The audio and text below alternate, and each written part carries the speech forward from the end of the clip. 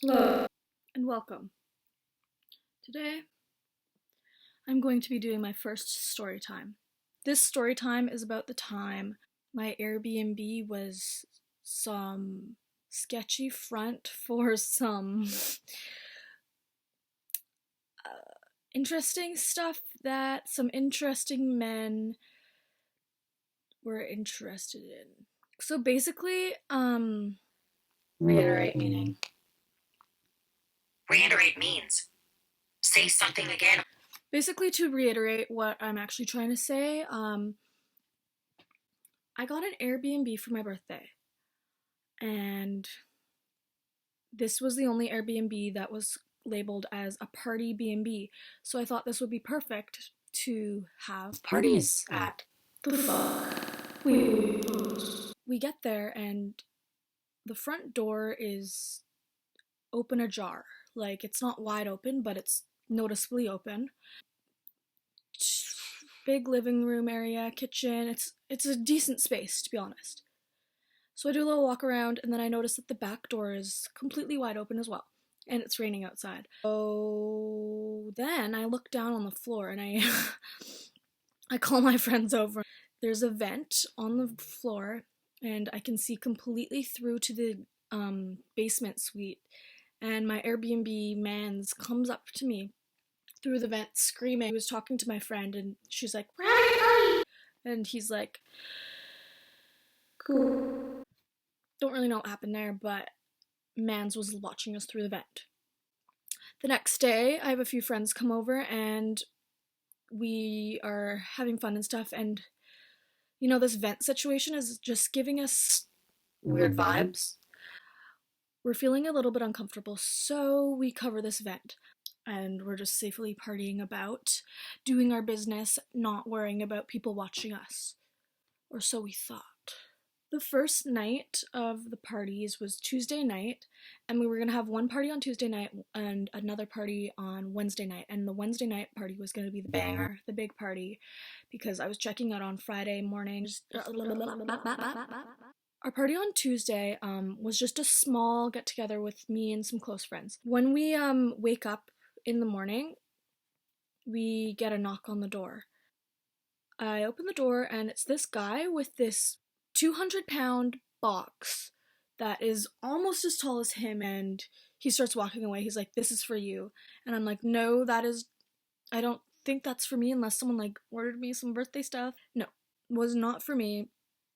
Mans is like, "I do a lot of these deliveries, and you don't want to know what's in this box." He knows what's in those boxes. So he tells us, "This is really messed up. This is disgusting. You don't want to know what's in this box." Like, he literally says that.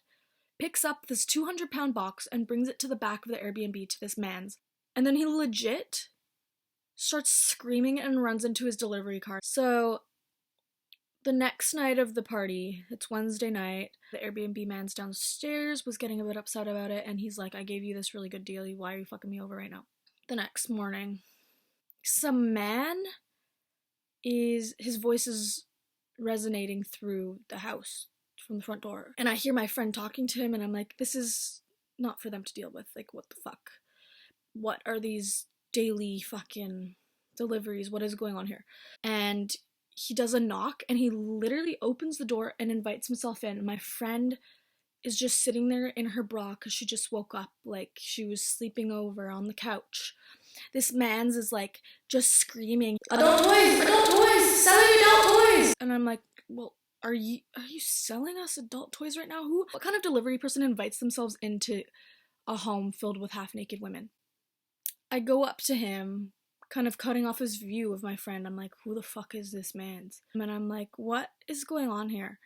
And he says, "You selling adult toys?" And I say, "No, I don't think so, unless my friend is selling it and they invited you over, which I am uncomfortable with." And he starts like opening his jacket and he's like reaching for something. So I'm like, is he pulling out a dildo? Is it a butt plug just standing by for me?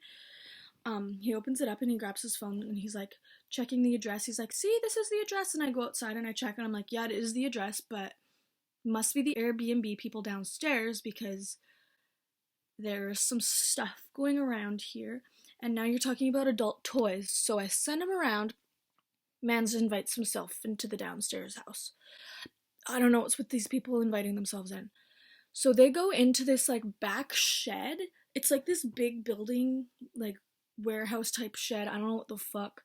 Looks like there's a little camera on it that I can see through the back window, which kind of points right into our Airbnb situation. So that was fun. They go inside, and it's about like 10 minutes that they're spending inside this fucking shed. And then we were all just like running around the house, like looking to see like what's happening. They finally come out, but then the voices get a little bit lower and quieter. So we assume that they went downstairs, and we can hear like the voices rising a little bit, but kind of echoing. So they must be downstairs, we're assuming. And they spend another 10 minutes down there. So it's been a while since this man has been here. And then finally, he comes out with this black bag, just holding it in his hands, clutching on for dear life, opens up his van, and starts driving out. He's pulling out of the driveway. Then he stops. And he sits there for another 10 minutes in his car. And all these women are just watching him, and we're just like, what is going on here? What is this place? What is this place? Why is Mans idling in his car, doing God knows what? Finally, he leaves, and I decide to leave as well, drive all my friends to the train and get them to where they need to go. Sleep deprived and paranoid as hell.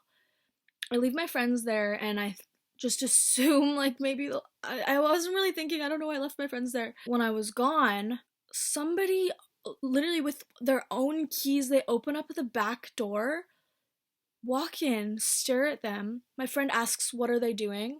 And they walk back out.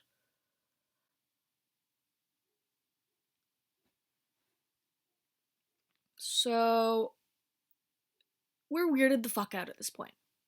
I invite a few of my friends over in the afternoon to help me pack up all my shit and clean this place and get the fuck out of there. I know it's not a big deal, but I don't like being walked in on. Even if we lock the doors, men are gonna be walking in, and I'm not comfortable with that, because on the last night I was supposed to sleep there alone, and there's no way I could do that safely and comfortably. So my friends help me clean up this place, and we decide to investigate. So my friend has this genius idea to Google the address, which is something I recommend doing before you stay anywhere, which I never thought about. He Googles the address and finds that it is a sex doll rental operation place. So all of these creepy men that I saw circling around the house, creepy men walking into our house, from these young women are trying to buy sex dolls from us. That they rent, that they use, that other men have put their genitalia inside of the silicone dolls. I don't know if they clean them. I don't know why I think about this. I'm just reading his Airbnb thing right now, but he's saying that he is mainly engaged in real estate, mining, farming, stuff like that in Canada. So I was just trying to find a place that my friends could party at. And I'm going to show you these photos because these women were just sitting in a building like a few feet away from me. Sexy girl with silky skin. How can you pay $50 to put your genitalia in a silicone crevice that other men have put their Male secretions into?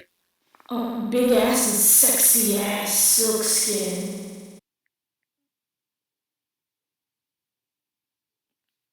Oh, I don't know if I can show this online. This is better than the real thing. Let's read the reviews. Let's really read it. Open 24 hours. This business is open 24 hours. Men are lurking around our frickin' sleeping situation. 24 hours. Finally, one day I found out that an adult doll can help me sleep very well.